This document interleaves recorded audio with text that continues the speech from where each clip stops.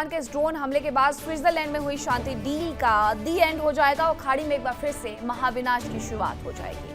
कौन कौन से मेहमान मेरे साथ जुड़ रहे हैं आपका परिचय करवाती हूँ। मेरे साथ जुड़ रहे हैं कर्नल सुशील पठानिया, रक्षा विशेषज्ञ, कैप्टन श्याम कुमार, रक्षा विशेषज्ञ, प्रियंका यादव, भू राजनीतिक विशेषज्ञ हैं, रूस से हमारे साथ जुड़ रही हैं, मौलाना नाजिम अशरफी, ईरान मामलों के जानकार हैं। मौलाना नाजिम अशरफी, सबसे पहले आप ये बताइएगा कि ये हमला हॉर्मुज में हुआ कैसे? अगर IRGC निगरानी कर रही है कि वहां से कोई जहाज गुजरता है तो उसे सही सलामत वहां से गुजरने में मदद की जाए, तो ये हमला फिर अचानक से कैसे हो गया वहां? देखिए, पहली बात तो ईरान उस चीज को नकार रहे हैं। ईरान कह रहे हैं कि हमला हमने नहीं किया। और दूसरी बात यह है, अगर आप एक बात ये कहते हैं, अगर उन्होंने नहीं किया, सारे लोग मना कर देंगे, तो फिर हमला किया किसने? हमला खुद थोड़ी कर लिया सिंगापुर ने अपने ऊपर। लेकिन वो बात हकीकत है, हमला तो हुआ है। और सबसे बड़ी बात यह है, देखिए मैं बताऊं, ये जो झगड़ा है ना, जो डील वाला जो मामला है ना, आप कह रहे हैं, आप मैं सुन रहा था अभी आपको, आप कह रहे थे कि अभी डील हुई थी, डील के कुछ देर के बाद या कुछ दिनों के बाद ये हमला ईरान ने दोबारा कर दिया। ईरान को मटिया मेट कर देगा, तबाह कर देगा, नेस्तो नाबूद कर देगा यूएसए। किया क्यों नहीं? वो तो बहुत दिनों से धमकी दे रहा है ना, मैं देख लूंगा, मैं तुम्हें बता दूंगा, मैं अब के किया तो बता दूंगा, अब की बार मारा तो बता दूंगा, अब के मारा तो बता दूंगा। वो नहीं बता पाएगा। ईरान इस मामले में बिल्कुल भी किसी भी चीज पर समझौता करने के लिए तैयार नहीं है। ईरान सिर्फ अमेरिका की दादागिरी निकालने के लिए तैयार खड़े हुए और अपनी जान को हथेली पर लेकर खड़े हैं। ऐसा नहीं है कि वो खाली फालतू में हवाओं में बातें हो रही हैं।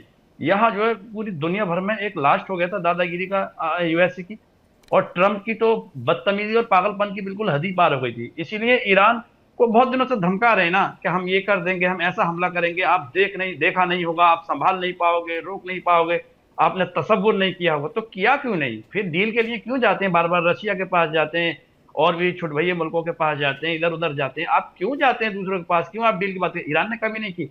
ईरान ने ना कभी ये कहा कि मैं हॉर्मुज को बंद कर दूंगा, कभी नहीं कहा। लेकिन उसने ये कहा, अगर मुझ पर हमला हुआ या मेरी बातों का असर नहीं हुआ या मुझ पर बहुत ज्यादा जानी और माली नुकसान हुआ, तो मैं फिर स्टेट ऑफ हॉर्मुज जो उसको बंद कर दूंगा। ये उसने नहीं कहा कि मैं शौक में बंद कर दूंगा। अच्छा, यहाँ मामला देखो, सारे लोग जानते हैं, मुझसे ज्यादा काबिल ही होंगे सारे लोग।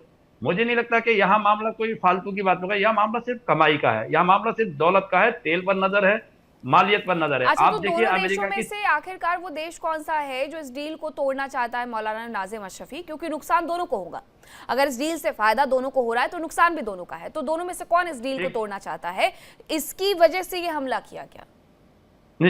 एग्जैक्टली देखिए, ईरान मुझे नहीं लगता इस डील को तोड़ेगा, क्योंकि ईरान को ज्यादा नुकसान होगा, ऑब्वियसली ज्यादा नुकसान होगा, ये आप सब लोग जानते हैं। लेकिन ये जरूर है कि मरता क्या ना करता वाली कंडीशन है। अगर वहां उनके ऊपर अगर ज्यादा उनको सताया गया तो ताकि और लोग भी उसमें शामिल हो जाएं, ताकि तेल के रेट जो बहुत बढ़ जाएं और लोग परेशान हो जाएं। 20% क्योंकि तेल निकलता है और 29% मलक्का स्टेट से निकलता है, और 20% यहाँ से ओवरऑल आप मान लीजिए तो 49% यानी 50% के आसपास यहाँ मान लीजिए दोनों जगहों से तेल निकलता है। तो यहाँ ये सारी मुस्लिम कंट्रियां हैं, और यहाँ जो मामला है ना, ये 33 किलोमीटर चौड़ाई का है। यहाँ पर सारे उसके स्टेट ऑफ हॉर्मुज के उत्तर में टोटली ईरान है और ईरान की जद में यानी उसके एरिया में आता। तो यहाँ वो डरेगा नहीं, डील तोड़ने की बात नहीं है।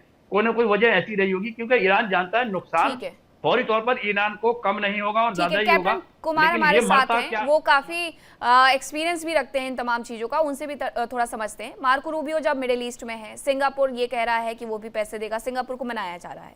सर, उन सब के बीच में अगर ये बात सिर्फ पेट्रो डॉलर की है तो तेल की कीमतें तो गिर गई हैं।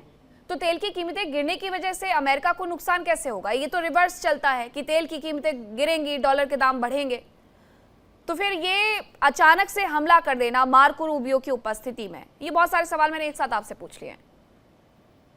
धन्यवाद मीनाक्षी, जय हिंद, शनोवर्ण। युद्ध अभी रुका नहीं है, युद्ध रुका नहीं है, युद्ध अभी रुका नहीं है। मैं आपको 3 बार इसलिए कह रहा हूं कि मेरी आकलन में कोई परिवर्तन पिछले 120 दिनों से शायद नहीं आया होगा। आपके चैनल पे मैं क्लियरली कह चुका हूं कि ये सब दिखावा है। जब रूबियो जीसीसी को फिर से पहलू में लेते हैं, जिनके ऊपर इतनी अटैक हुई है, इतनी सोवरन डिसरप्शंस हुए उनके ऊपर, झेला है इन 6 कंट्रीज ने। और कई बार आपको कतार का बयान, बहरीन का बयान आ जाता है, ओमान का बयान छिटपुट आ जाता है, सऊदी अरेबिया कहता है मैं कुछ और कर रहा हूं। लेकिन आप मिलके समझ सकते हैं कि जीसीसी एक साथ खड़ा है रूबियो के। इसको आप समझिए पहले। और मैंने आपके चैनल पे एक बात कही थी कि जब तक स्टेट ऑफ हॉर्मुज का फंक्शनल कंट्रोल क्लियर ना हो जाए। मैंने यहां तक कह दिया था कि जब तक उसका फंक्शनल कंट्रोल निकल कर ईरान के वर्चस्व से गल्फ कंट्री में से किसी को गिफ्ट ना कर दे, स्वर्णिम युग में ना जब तक ले आए, मतलब कि फ्रीडम ऑफ नेविगेशन 100% जब तक श्योर ना हो जाएगा तब तक ये युद्ध नहीं रुकेगा। गल्फ के पानी के उबाल को ठंडा करने के लिए ट्रंप वहां इंटेंशन के साथ डेंट दे रहे हैं। इंटेंट ही नहीं है, उनका डेंट है क्लियर, और वे आगे पीछे करते रहेंगे। 40 दिन का, पिछले 12 दिन का, 40 दिन का, फिर से रुकेंगे, फिर से आएंगे। और ये ड्रोन की जो घटना की बात सीधी सीधी आप कर रहे हैं, तो सिंगापुर बहुत ज्यादा सपोर्ट करता है। सारे शिप्स निकाल के सिंगापुर और मलेशिया में ले जाया गया था लड़ाई से पहले। इनके माइन सुपर्स हटाए गए, वो सब वही थे, और उनके जो स्पेशल ऑपरेशन के मरीन फोर्सेस के शिप्स सारे के सारे उधर ही कम इधर उधर घूम रहे हैं। वो इंडियन ओशन में नहीं आते, वहां रुकते हैं सेफ पोजीशन पे। देव गार्सिया के पहले ही उधर ही रह के अपनी बातें करते रहते हैं, स्टैंड बाई ऑपरेशन में रहते हैं। तो ऑब्वियसली सिंगापुर के फ्लैग बैरियर का शिप को अटैक किया गया, तो किसने किया, क्यों किया, और क्या ले जा रहा था, कॉन्ट्राबैंड था, वॉर वेजिंग कैपेसिटी था, ये सारी चीजें जांच का विषय। बात करेंगे नेविगेशन की, तो मैंने आपको कहा था सबसे बड़ा ऑर्गेनाइजेशन जो है, जो यूनाइटेड नेशन का, वो ये जो है ना मैरीटाइम ऑर्गेनाइजेशन इंटरनेशनल जो है, वही इसको सपोर्ट करता है। आप कुछ भी कह लो, स्टेट ऑफ हॉर्मुज में कंट्रोल किसी का भी कह लो कि खुल गया, बंद हो गया, ये डिसीजन सिर्फ सी फेयरर्स को, मर्केंटाइल को लेना है कि क्या वो रिस्क लेंगे। तो ये कहा जाता है कि हॉर्मुज खुले ना खुले मिलिटरी, बट डिसीजन तो मैरिनर्स का होगा कि हम जाएं या ना जाएं।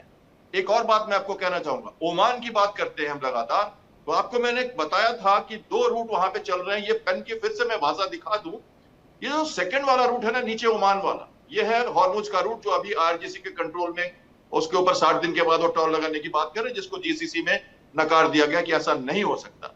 ओमान कहता है ज्वाइंट पेट्रोल, ज्वाइंट मैनेजमेंट हो। नीचे से शिप्स निकल रहे हैं, पहले भी निकले थे, आपको मैंने कहा था। ये पानी का यहाँ पे गहराई कम है, शैलो वाटर है, पत्थर है, लेकिन ये ओमान के कोस्ट को हक करके निकल जाते हैं। ये अमेरिका के नेतृत्व में, नेविगेशन के सपोर्ट में, डार्क एंड शिप करके या ये टैकर ऑफ करके शिप्स निकलते रहे वहां से। इसी से डिस्ट्रॉयर आए थे, अपनी फ्लेक्सिंग मसल करते हुए निकल गए थे, उनके ऊपर अटैक हुआ था। ये सब हो रहा है, धीरे धीरे अमेरिका इधर जा रहा है। मिलिट्री की कोई बातें रुकी नहीं है, इनविजिबल टैक्टिकल फाइट्स वहां पे चल रही हैं। ऑटोनोमस बोट से हो, अंडर वाटर हो, या MH-60 रोमियो हेलीकॉप्टर्स आके अपनी सोनार डंकिंग करके माइंस को क्लियर कर रहे हो, ये सब हो रहा है। और धीरे धीरे वो चाहेगा कि इसका कंट्रोल हो जाए। अब आप मान के चलो, weaponisation of state of Hormuz को ईरान करना चाहता है, वो करता रहेगा। लेकिन ये बातें, और एक और बात रूबियो ने कह दिया, आपको मानना पड़ेगा ये सब। रिकंस्ट्रक्शन फंड की हमने कोई बात नहीं की है गल्फ कंट्री से, आपको कुछ भी नहीं सुनना है। IAEA के चीफ ने कहा कि उन्होंने मान लिया है, ईरान कह रहा है कि नहीं माना। IAEA के चीफ का कहना है कि जब तक आप इंटेंशन नहीं दिखाएंगे, और ये 440 जो आपके किलो यूरेनियम है, 60% इन रीच, इनकी जगह क्या है, कहां है, किधर है, इनको नहीं करेंगे तब तक कोई मतलब नहीं बनता। तो कहने का मतलब, मीनाक्षी जी, आपके दर्शकों को पूरी तरह से मालूम है कि जितने भी 14 सूत्री कार्यक्रम हैं, इसमें कहीं न कहीं सब जगह इफ एंड बट तो पेपर पे है ही, प्रैक्टिकली भी ये लड़ाई नहीं रुकी है, ये वहीं के वहीं चलती रहेगी। यस, गुड बॉय सिग्नेचर के लिए, गुड बॉय सिंड्रोम के लिए अमेरिका ने ये सब डिस्क्लेरेशन कर दिया, कुछ इधर कुछ उधर, और लग रहा है कि मेमोरेंडम साइंड है। पेट्रोल के दाम घट गए क्योंकि शिप्स पास होने शुरू हुए, लेकिन 3 शिप को रोक दिया आज IRGC ने, क्योंकि वो दूसरे रास्ते से जा रहे थे। ऑल्टरनेट पैसेज की बात हो रही है। ये और उन्होंने पहले भी सर ये क्लियर किया था, ये क्लैरिटी आरजी की तरफ से थी भी, कि अगर किसी और रास्ते से भी गुजरने का प्रयास किया जाएगा तो हम वो नहीं करने देंगे। तो कर्नल सुशील पठानिया, क्या ये दबदबा है कि कहीं और से भी नहीं जाएंगे, आप हॉर्मुज से जाएंगे तो आपको टैक्स भी देना होगा, और अगर आप बिना टैक्स दिए जाएंगे तो फिर कार्रवाई भी होगी? मीनाक्षी जी, मेरे को तो एक चीज समझ नहीं आ रही है। मेरे को तो लग रहा है कि USA is not a super power, बिल्कुल Iran is a super power जो पूरी तरह से USA और इजराइल को डोमिनेट कर रहा है। जिस तरीके के एक्शन हो रहे हैं, जिस तरीके की बयानबाजी हो रही है, जिस तरीके से ये सिंगापुर शिप के ऊपर उन्होंने अटैक किया है, तो थिंग्स आर वेरी क्योटिक। ये कैसी लड़ाई है, मेरे को अभी तक ये भी समझ नहीं आ रहा है कि इसको हम क्या युद्ध की संज्ञा दे सकते हैं, because it's a basically power of your air power dominance, and उसके ऊपर स्ट्राइक हो रही है। ग्राउंड फोर्सेस कहीं नजर नहीं आ रही हैं। नेवी की जहां तक बात आती है, ईरान की नेवी डेसिमेटेड हो रखी है, वो कहीं विजिबल नहीं है। और उसके बावजूद with the limited reaction capability